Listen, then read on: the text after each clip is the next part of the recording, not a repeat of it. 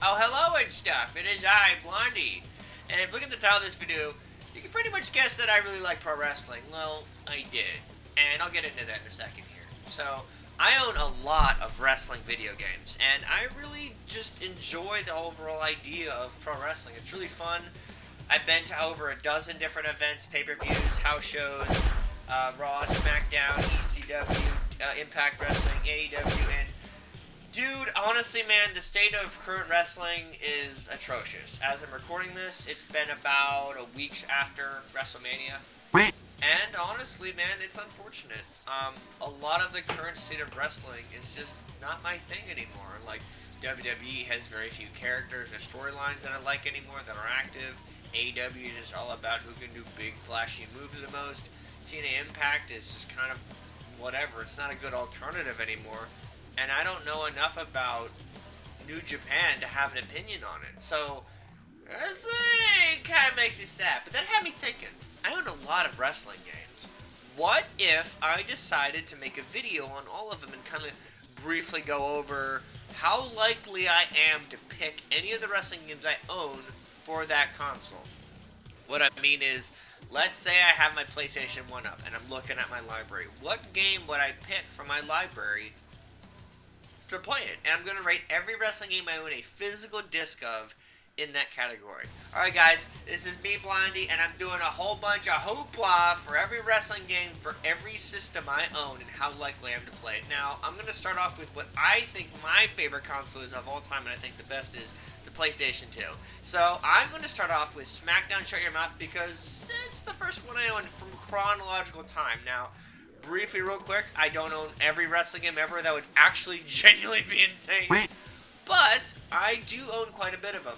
Also, real quick, this is not the first WWE game for PS2. It's actually, well, it's the first WWE game because the license changed, but it's not the first WWF/WWE game of THQ on the PS2.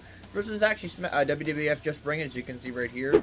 I don't own the game. I mean, I remember the game just being a worse Shut Your Mouth in every way, shape, and form. Also, if you have an older memory card for PS2, it is a pain in the ass to save because it takes up so much fucking space. So, if I had to rate that 1 to 10, and how I'm doing this is I'm rating it on the scale of how likely I would be to rate it from, like, if my PS2 is on, how likely I would pick that game over everything else in the library.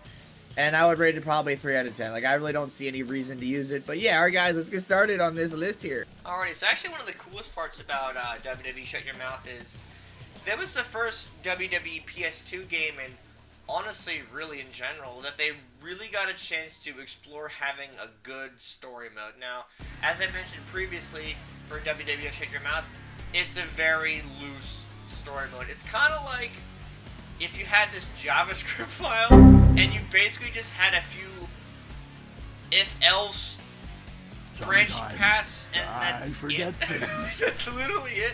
You have a few choices, you can lock some stuff, spray, whatever, right? Well, Shut Your Mouth's the first one that they actually really got a chance to really try a story mode. Now, is it good or not is debatable, and I'll get into that in a second. So, as you first note about this game, the modes in this game are actually pretty good. It was the first wrestling game that really could introduce, you know, like 3 stages of hell and like Hell in a Cell, ladder matches. It really set the bar for having a variety of stuff. And fun fact about this game is every character is actually unlocked at the start. There are no unlockable characters in this game, which, as a wrestling fan who likes grinding wrestling games, it's debatable if it's good or not. But the roster itself is very good. You got everybody from the Biker Undertaker, which is undisputed champion, Triple H, Stone Cold. You know, you got Hollywood Hulk Hogan, Kevin Nash, Scott Hall. This is the only game I know of. I think Maven is in. Like, there's a lot of really good characters to play from in this game. The gameplay is basically kind of, the controls are similar to, I don't know if you guys are familiar with, but the first few of the SmackDown series. So like, if I taught you how to play SmackDown 1 on PS1, this game's controls are basically almost the same, but it's a good thing because I like the SmackDown controls for those classic games. The weird part is Square is counter, but that's a thing, like I said in the previous, up to this point, so like 2000 to like 2002.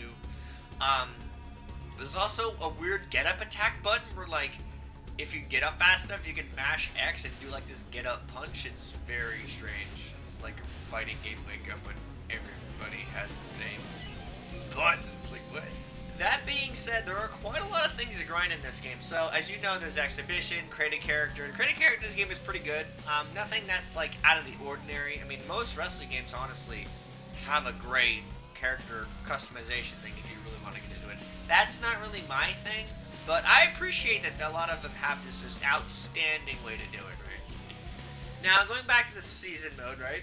Which is basically you can pick anybody you want for the most part, including creative characters. Here's the fun part.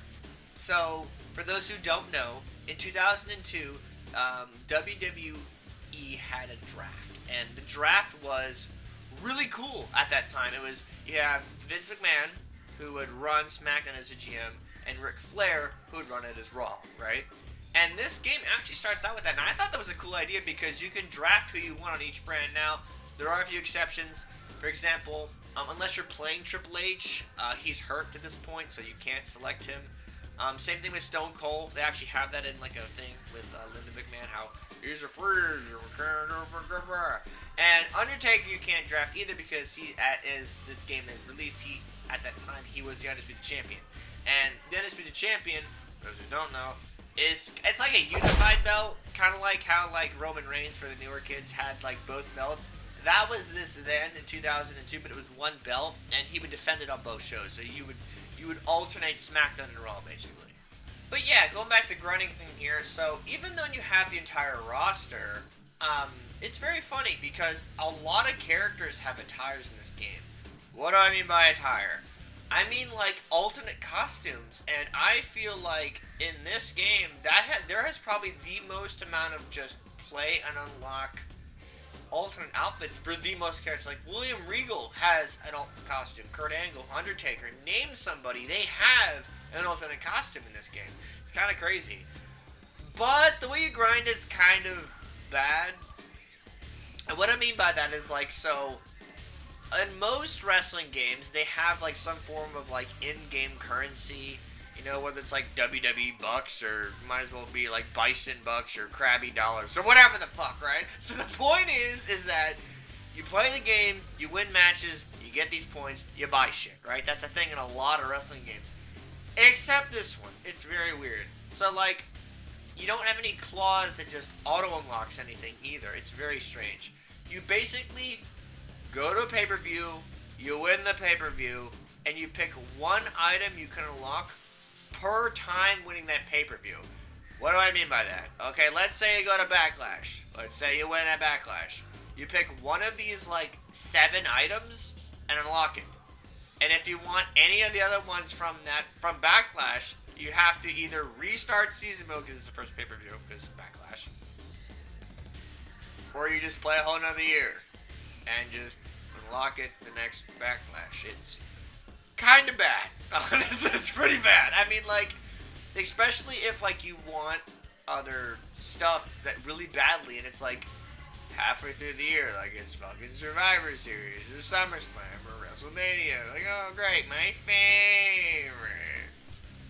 Also, just a quick disclaimer, if you want, there actually are stuff that you can unlock by winning the Undisputed title. And if you select The Undertaker and don't lose the title, you just can never unlock it. It doesn't auto-unlock if anybody's wondering about that. Trust me, I tried.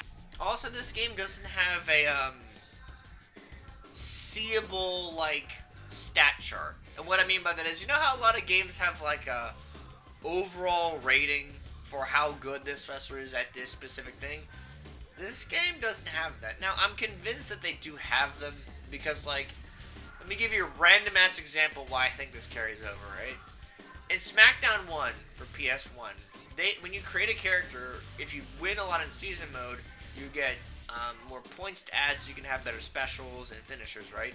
I think that might be a thing in this game, but I don't know any way to actually physically check those things, because it's not a number on the screen. Like, it's some weird variable I'm pretty sure some nerd who has a stat sheet for could tell you.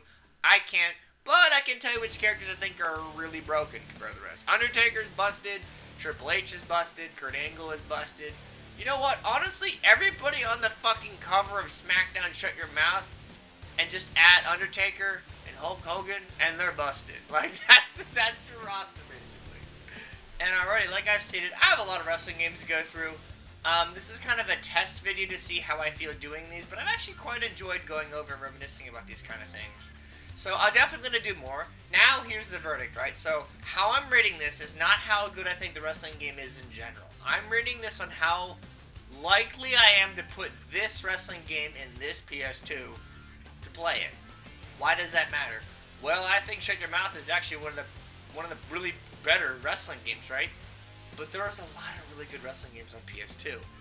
So how likely out of 10 would I do it? 1, meaning I'm never going to even look at the disc and vomit if I pass it, and maybe, like, you know, give up, like the current WWE. Or a 10, meaning that this, unless somebody objects, this is the game we're playing, right? If I'm going by that criteria, this game for me would get a 7. Now, I like this game a lot, but I think some of the other renditions of the SmackDown series are far better than this one. But I do enjoy this game. And I think for the next video, I will probably pick something from another system that I have. I mean, I have some from everything from PS1, Xbox, you know, the Wii 360, Dreamcast. I have a lot of things I could pick from. So, if anyone has anything specific they want to ask me for, please leave a comment below. I really do enjoy talking to people about wrestling. I enjoy it. Now, I might not like the current product, but I am definitely still a fan. If you guys want to subscribe, you can do it. I'm not your dad or whatever. You can do whatever you want. Okay, bye. Have a good day and stuff.